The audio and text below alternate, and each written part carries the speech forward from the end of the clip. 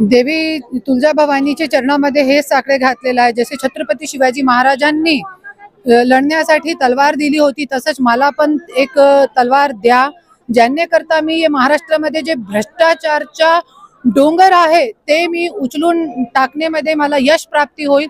हेच मी ईश्वर चरणी प्रार्थना केलेली आहे तुळजाभवानीच्या चरणीमध्ये. आणि जसे सगळ्यांनी बघितलेलं आहे, आज महाराष्ट्रामध्ये राजकारण किती खालची पातळीवर जाऊन गेलेला आहे. एक महिलाला एक स्वराज्य शक्ती सेना नावाचा पक्ष काढण्याची गरज पडते.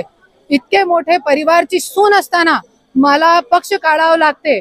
आणि आज तुम्ही बघू शकता जे बीजेपी आहे त्यांनी आज आपल्या तुळजापूरमध्ये बीजेपीचा नारा आहे. मोदी साहेबांनी नारा दिला होता की आम्ही घराणेशाही चालू देणार नाही. आज पण इथे तुळजापूरमध्ये एक परिवारांचे 6 लोकांना उमेदवारी दिलेली आहे. ते घराणेशाही नाहीये तर काय आहे?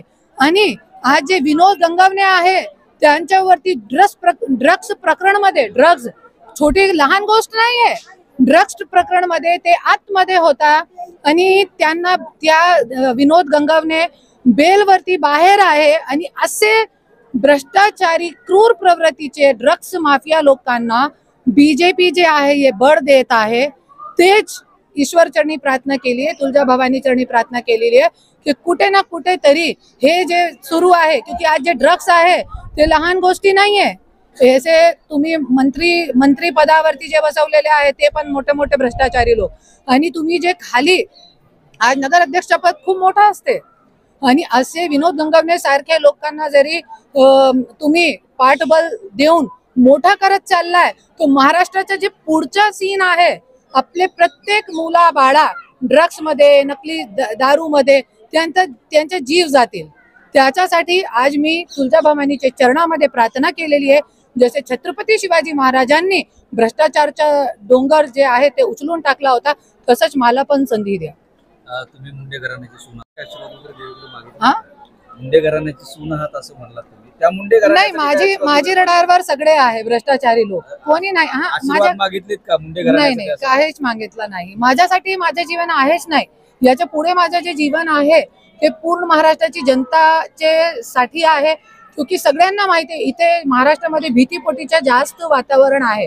त्याच्यासाठी मला पुढाकार घ्यावा लागला. आणि येणारी जे जिल्हा परिषद, पंचायत समिती आणि महानगरपालिका आहे त्याच्यामध्ये स्वराज्य शक्ती सेना एकदम बढ़ चढ़ कर भाग लेने वाली है. आणि नवीन लोकांना पण मी हात जोडून कडकडीची विनंती करते, सगळे पुढे या, क्योंकि मी एकटे काय करू शकत नाही.